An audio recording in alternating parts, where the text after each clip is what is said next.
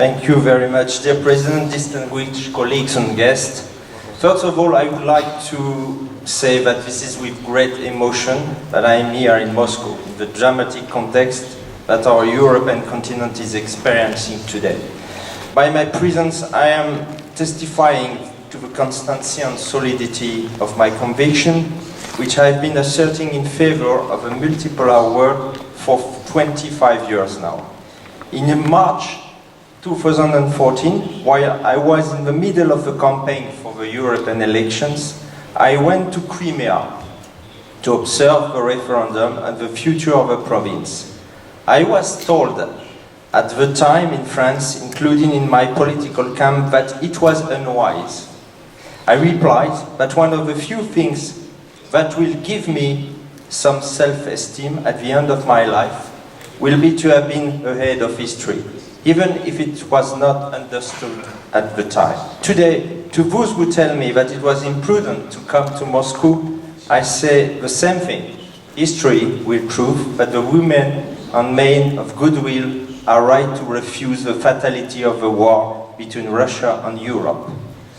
The history of the world is confused with the history of empires, and the history of empires is intertwined with the history of the times of globalization. Some empires in history have been content with immense regions.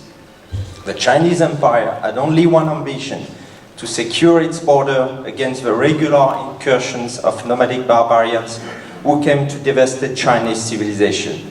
The Steppe Empire was the kingdom of the horses. It aimed to extend the grazing lands and to go and plunder the sedentary civilization. Other empires have had global ambitions, the ambitions to lead globalization movements. The Roman Empire is in this logic, so did the English Empire. At the end of the 19th century, it was said of the English Empire that the sun never set. American globalization really began in July 1945 with Bretton Woods and the building of an international financial system dominated by the dollar. We still live in the West in this system, which is probably dying. Russia and China tried to oppose this system of alienation with the USSR and Chinese communism. We knew the bipolar world when the USSR was a geopolitical, military and ideological power against the West. In 1919, the collapse of the USSR immediately meant an acceleration of American globalization. The invasion of Iraq, the destruction of Yugoslavia in order to integrate it nation by nation into NATO, then globally and in successive phases the progression of NATO to the borders of Russia by integrating countries linked to the former USSR. History has never stopped, contrary to the lie of Fukuyama, who confused the American geopolitical progression in the world with the end of history. Globalism has never stopped. It has tried everything. It has tried to destroy all nationalist regimes from Iraq to Libya, including the attempt to stifle Iran, fomenting colored revolutions in the former Russian sphere of influence, in the Caucasus, in Central Asia, in Ukraine. Brzezinski in the Great Russia chessboard wrote it in 1997. In order to break Russia geopolitically, it will be necessary to take the Ukraine and attach it to the Atlanticist Europe. In fact, since the end of multipolarity, two great historical movements have clashed like tectonic plates, the movement shaping a multipolar world, and the globalist movement pursuing its attempt at world domination with the help of its financial tool. Any attempt at globalist domination is at once geopolitical, normative, and financial. The Atlanticists would have us believe that America stands for peace and democracy. There is only one answer to this, and it is factual. America's defense budget alone is equal to all the defense budgets in the world. Thus, a country that has developed a military-industrial complex so enormous that it largely controls American policy have any other function than to wage war in the world in order to conquer markets by force and install subversion government by force. Perhaps the countries that resist this have imperfect governments. Maybe they make mistakes. but who doesn't? But one thing is certain. Those countries that are resisting are trying to resist the globalism that is spreading all over the world. But today, what I see as a geopolitist who has been analyzing the world for more than 25 years is that despite the American wars, the multipolar world is well and truly taking shape.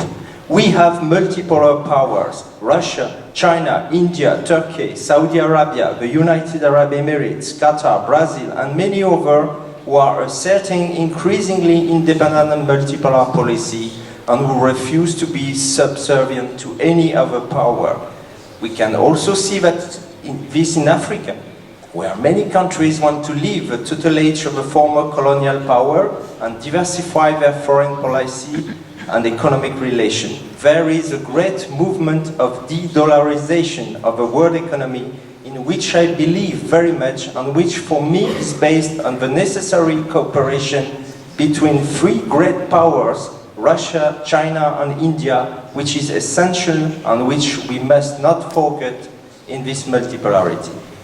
The Europeans are printing euros, the Americans are printing dollars. They are trapped in a crazy trend that of financial system which they can only maintain by printing money, but which nobody knows how to stop. Meanwhile, their citizens are looking for a way out, some jumping off the train into gold, others into Bitcoin.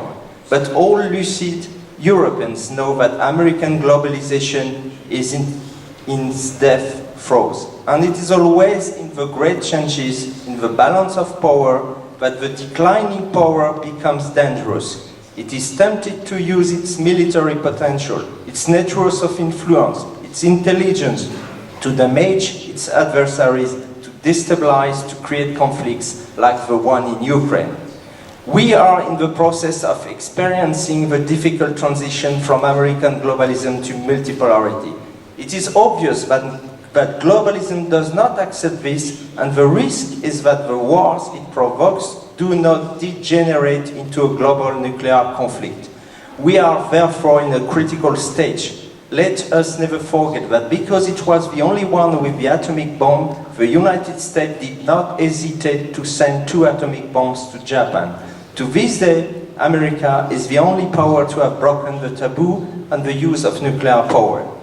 We are facing an immense challenge to say goodbye to globalism and to enter the multipolar era based on new balance of power, without the current conventional conflict between NATO and Russia, which is an indirect but violent conflict, being transformed into a direct conflict which could not be limited to a conventional confrontation. So we are in this challenge now. We are in a very difficult transition, and we need to think about the ways to establish a very peaceful globalization, a very peaceful multipolarity to end the era of globalization. To finish, I want to tell you, I'm sorry because at the end of the day or at the end of my life, I'm sure of one thing: I will have a regret. It's not to speak the language of my friends, not to be able to read Dostoevsky in his language, and to be forced to speak a bad English, the language of the opponent. Thank you very much.